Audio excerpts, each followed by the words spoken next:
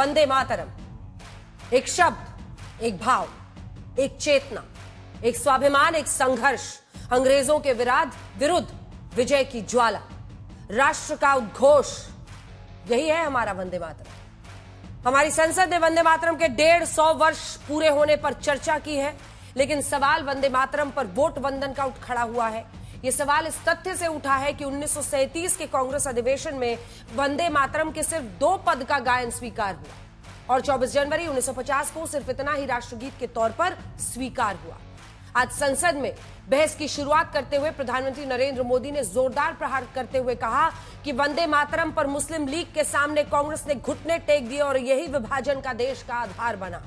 प्रधानमंत्री के नेतृत्व में सत्ता पक्ष के हमले के जवाब में कांग्रेस समेत विपक्ष के कई दलों ने दलील दी कि जनता के मुद्दों से भागने के लिए वंदे मातरम पर बहस खड़ी की गई है।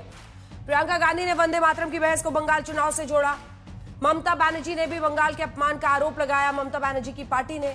उधर संसद में बहस के दिन राहुल गांधी की गैर हाजिरी पर बीजेपी सवाल उठा रही है। सवाल यह है कि वंदे मातरम पर जिन्ना की मुस्लिम लीग के आगे नेहरू के झुकने के आरोप बीजेपी का ब्रह्मास्त्र है।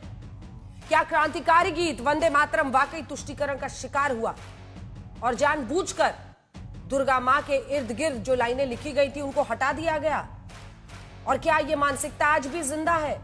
वंदे मातरम के बंटवारे पर सिर्फ चर्चा या कोई फैसला? वंदे मातरम पर वोट वंदन, आज यही है हल्ला बोल का विषय। लेकिन इससे पहले कि हम चर्चा की शुरुआत करें, सुधांशु त्रिवेदी सांसद प्रवक्ता बीजेपी के जुड़ेंगे, अतुल लोंढे पाटिल प्रवक्ता कांग्रेस पार्टी के हमारे साथ इस चर्चा में जुड़ गए। स्वागत है आपका।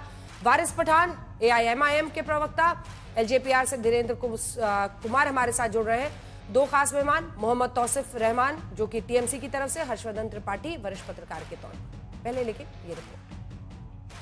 तम ही दुर्गा दश प्रहरण धारिणी कमला कमल दल विहारिणी वाणी विद्या दायिनी नमामि त्वाम नमामि कमलाम अमलाम अतुलाम सुजलाम सुफलाम मातरम वंदे मातरम।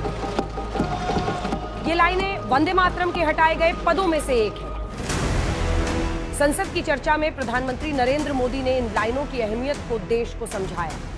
ये भाव गुलामी की हताशा में हम भारतीयों को हौसला देने वाले थे। अब जब ये लाइनें देश के स्वीकारे गए राष्ट्रगीत में शामिल नहीं है तो वंदे मातरम की 150वीं वर्षगांठ पर हो रही संसद की चर्चा में कांग्रेस पर वार का सबसे अचूक अस्त्र बनी है। इतिहास इस बात का गवाह है कि कांग्रेस ने मुस्लिम लीग के सामने घुटने टेक दिए और मुस्लिम लीग के दबाव में किया। ये तुष्टीकरण की राजनीति को साधने का एक तरीका था।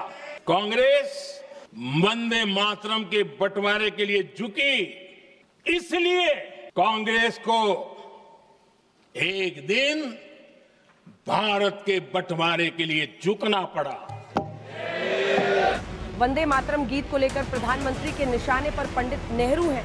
नेहरू जी अपनी सहमति जताते हुए ये जो उन्होंने सुभाष बाबू को लिखा है, वंदे मातरम की आनंद मठ वाली पृष्ठभूमि मुसलमानों को इरिटेट कर सकती है। तो उधर संसद में कांग्रेस ने आरोप लगाया कि वंदे मातरम के भाव को बीजेपी आरएसएस ने कभी स्वीकार ही नहीं किया। वंदे मातरम का नारा कब लगाते थे? जब हम ब्रिटिश के अंदर हम खौफ पैदा करना चाहते थे। तो ये था मूल भाव वंदे मातरम का, ब्रिटिश के विद्रोह करने का। मैं पूछना चाहता हूं कि आपके राजनीतिक पूर्वजों ने वंदे मातरम की इस मंशा को आपने कब पूरा किया? कब आपने ब्रिटिश का विद्रोह किया? हम ये बहस यहाँ आज 2 वजहों से कर रहे हैं। पहला कि बंगाल का चुनाव आ रहा है, हमारे प्रधानमंत्री अपनी भूमिका निभाना चाहते हैं उसमें। और दूसरी वजह यह है कि जिन्होंने स्वतंत्रता की लड़ाई लड़ी, जिन्होंने देश के लिए बड़ी बड़ी कुर्बानियां दी, उन पर सरकार नए आरोप लादने का मौका चाहती है। देश का ध्यान फिर से जनता के ज्वलंत मुद्दों से भटकाना चाहती है।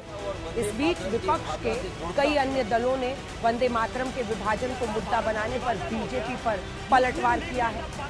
जिस वंदे मातरम ने आजादी के आंदोलन में सबको जोड़ा, आज के दरारवादी लोग उसी से देश को तोड़ना चाहते हैं।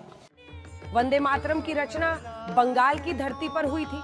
वंदे मातरम पहली बार क्रांति का गीत बंगाल के विभाजन के मुद्दे पर बना था। ऐसे में वंदे मातरम के विभाजन का ये मुद्दा बंगाल में सबसे ज्यादा तूफान ला सकता है।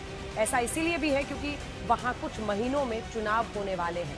वंदे मातरम का पूरा गाना कभी नहीं लिया था, ओनली रविंद्रनाथ टैगोर ने कुछ लाइन, सिलेक्टेड लाइन तैयार किया था, उसी का ऊपर में Vande Mataram national song accepted हुआ था। कल मैं बीजेपी का बात भी सुना, कोई बोला कि नेताजी को हम पसंद नहीं करते हैं।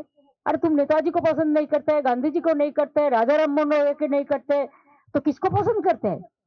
ये कैसे आया ये सब लोग? जाहिर है कि वंदे मातरम पर संसद की चर्चा एक सुंदर अभिव्यक्ति तो है, लेकिन इसकी राजनीति ने वोट बैंक वाली राजनीति पर आर पार की लड़ाई फिर छेड़ दी है। ब्यूरो रिपोर्ट आज तक।